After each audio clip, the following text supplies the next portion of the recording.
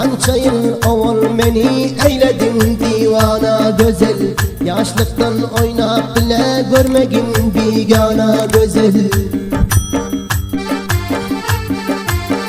Gülüp oynap naz edip sen özün nazdana güzel. Ülkemden ayra düştüm ben boldum ravana güzel.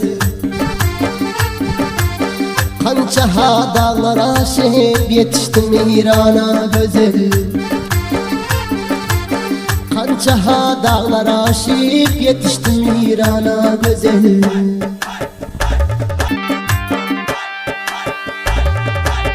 Cümle kızlar içinde bir özünü hoşlap benim. Bu misafir ülkede gece gündüz işlep benim. İnşallah yazsam bari kucağında kışlap benim. Niçke bildin kucaklap kodağından dişlep benim. Barınçam sabır ile bakmağın her yana güzel. Barınçam sabır ile bakmağın her yana güzel. İşkında ettin beni bir deli divana güzel.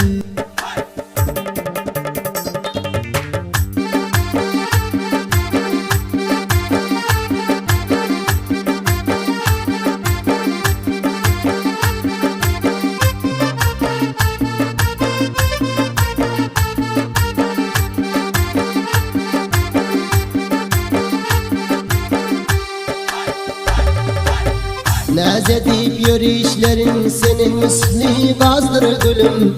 Yürekten yakşı görüp beni bilen sazdır gülüm. Yada düşen vaktında kış günlerim yazdır gülüm. İran'dan soğuk sana neme alsam azdır gülüm. Men barsam devra sürsek bir bonok mestana güzel. Men barsam devran sürsek bir bolup mestana güzel.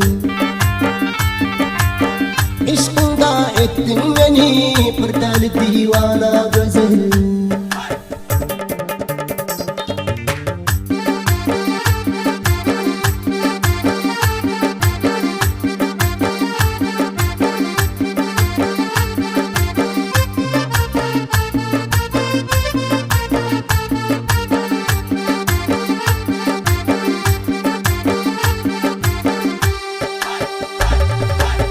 Dostları Cuma Murat şart bulup İran'da gezer.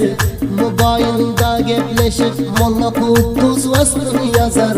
Salam aydar men taraftan koy hoş bolsun Allah nazar. Ey kara göz nazenin bundan ziyad verme azar. Bir nişana berginin İbeydillah cana güzel. Bir nişana bergine İbeydillah cana güzel. Bir eksini bergine İbeydillah cana güzel.